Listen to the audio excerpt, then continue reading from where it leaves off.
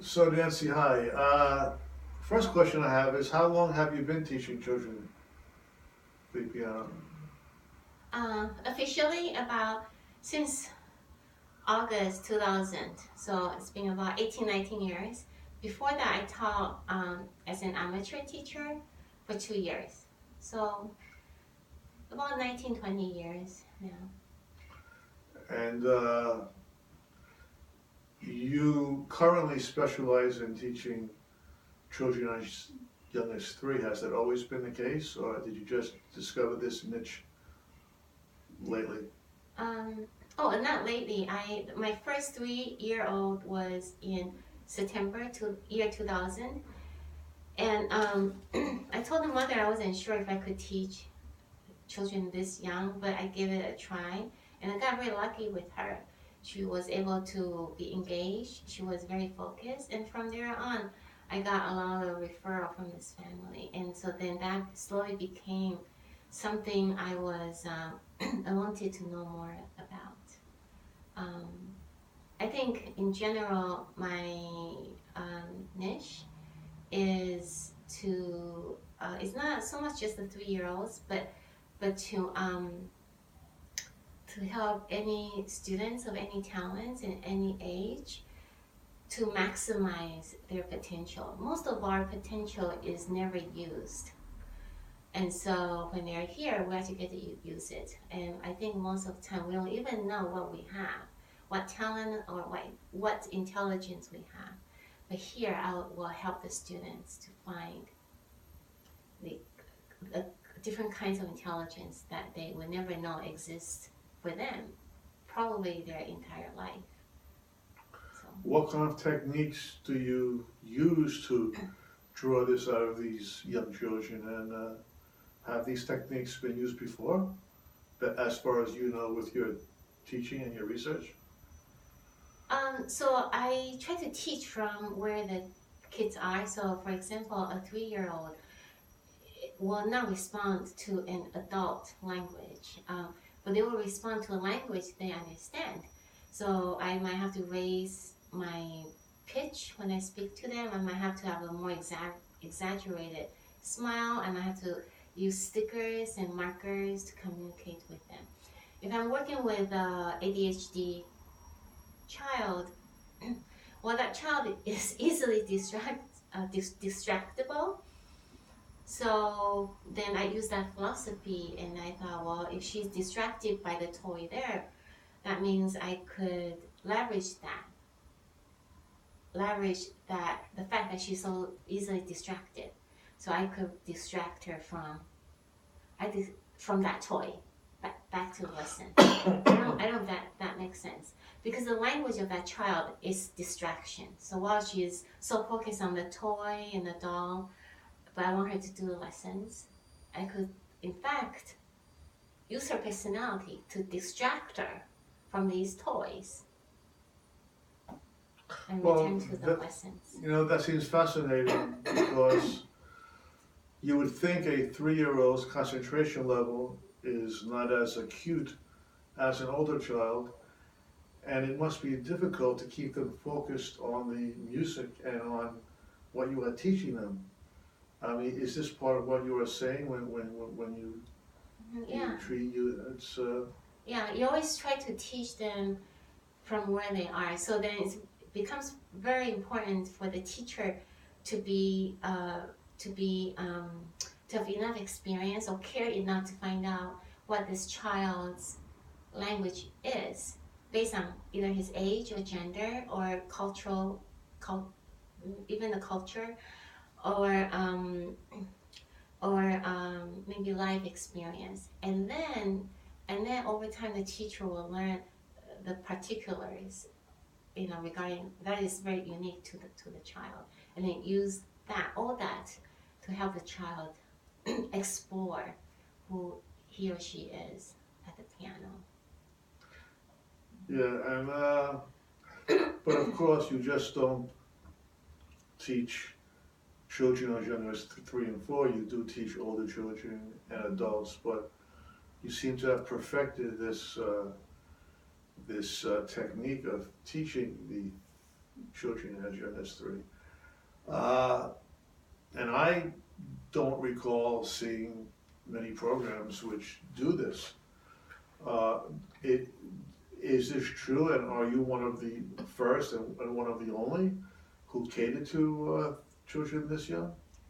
So since 2005, when I realized I have something special, I started looking for people like me because I wanted to talk to them and share our experience, and possibly we could do business together.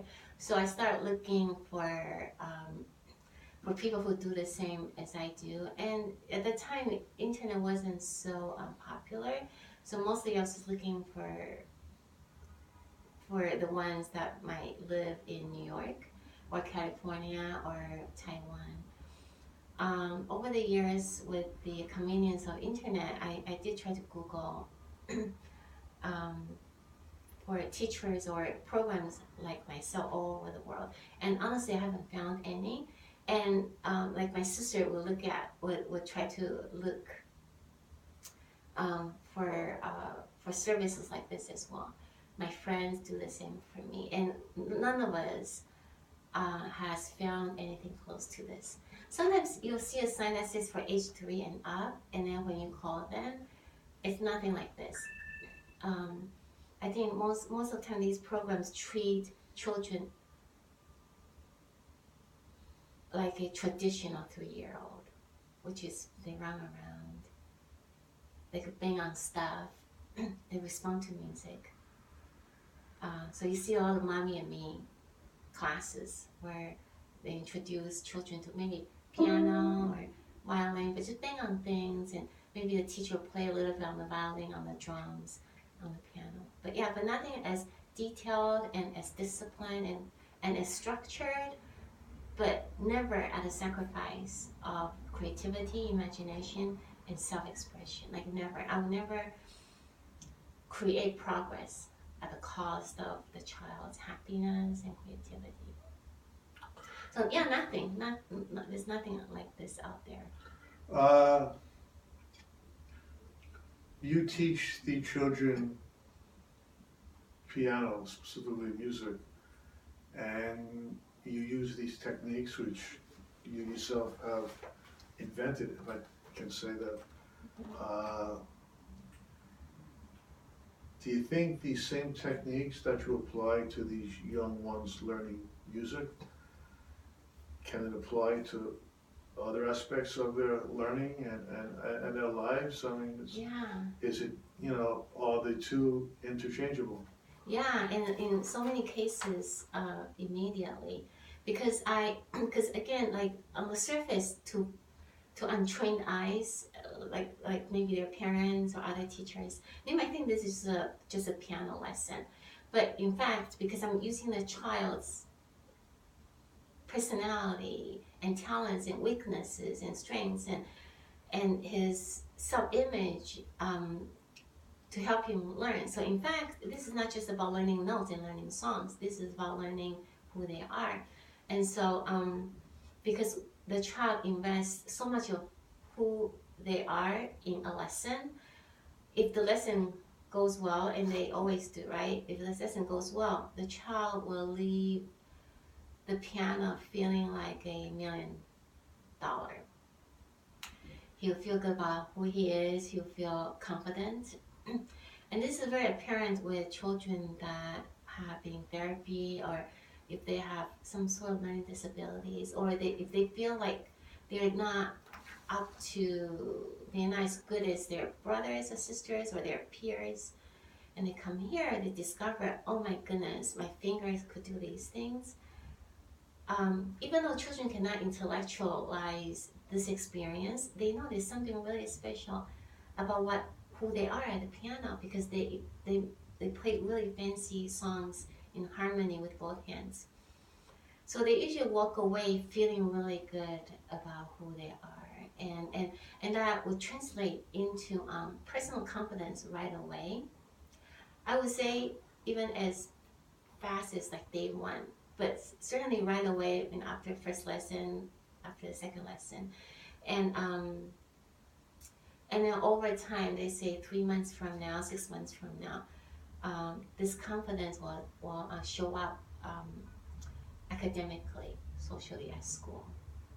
So this just isn't a musical theory. This is kind of a holistic, changing attitude for the children, improving the child's relations with his environment and his learning and everybody else. I mean, Yeah. this is truly. Yeah, that's why I really like what I do. And that's why I kept looking for things that I can find to help the kids to not just become better piano people, but also to become better people, and to understand this is what human potential is, even though they cannot intellectualize it yet, but they get a sense in their gut, I am special. Look, I could do this. Do you have any particular examples of a 3-year-old, what they've done beyond the music, or how they have, Yeah, I have so many. how they have exhibited in other aspects or other ways, or sitting down, or just? I have so many. I would say just about all the 3-year-olds that enter this room, they exhibit the tendency of a 3-year-old. They think they just come here and bang on stuff and run around and ask me questions. What is this? What do you do with that? Can I have that? But yeah, I could give you, and typically what happens is they come here, if they're not shy, then they'll get out and they'll just walk around and ask for things and ask about things. If they are shy, they probably just sit here, but they're not prepared to be engaged with the teacher unless the teacher knows how to communicate with them. So just imagine they come in with a doll house. I have to make myself small and somehow be able to enter their doll house and have like the English tea with them and have like these like plastic muffins with them. And from there you could condition them. You could condition them to learn how to focus, to lengthen the time of the focus, and 2, you could actually show them, I'm the teacher, but I'm not here to force you to do anything. If in fact you prefer to run around and bang on stuff, I always give them that option. Actually, I never force them, but I also show them, when you're focused, this is what happens. You could do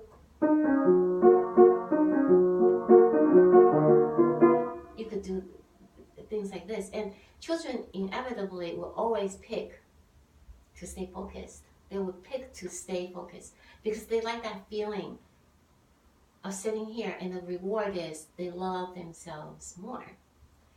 So, like Dylan, right? He could run around if he wants to, Dylan, and then yeah. But basically, yeah, all these children, they have the option to run around when they want to. It's up for them to choose. That's an interesting analogy.